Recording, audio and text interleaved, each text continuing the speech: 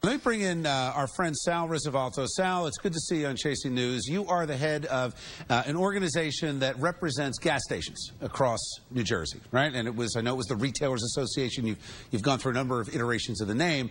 But you have been a stalwart opponent of a gas tax for decades. And over the past year or so, you've changed your tune a little bit, saying that maybe it is time for a gas tax. And it looks like this one is in danger of falling apart completely. Where do you stand now, and what is your take on the governor's position on this bill? The where do you stand question actually has to almost be asked every day, because today, myself, my organization, we are adamantly opposed to what was passed out of the Assembly Monday night, in the middle of the night.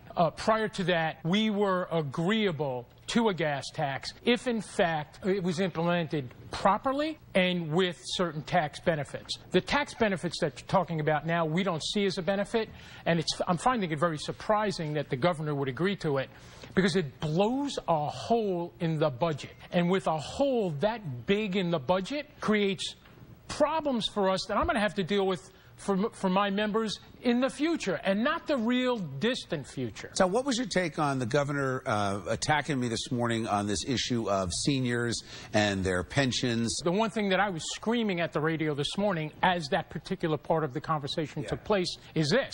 That aspect of the bill that was passed the other night was part of the Senate version prior to Monday night.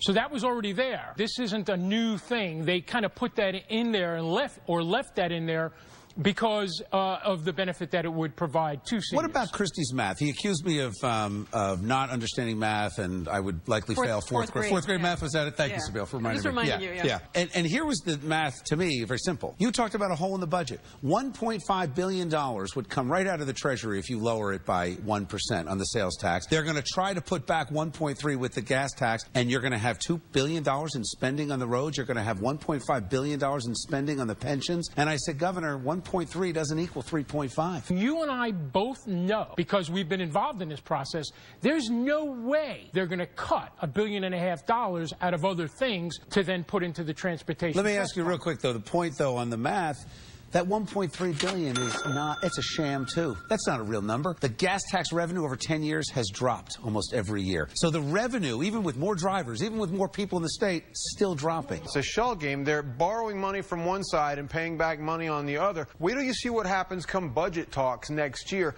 when they're $2 billion short of where they need to be because of this tax cut. That's my fear. But what this creates is the problem that he just described, because of what they will have to, the remedies they will have to do then, that will be painful.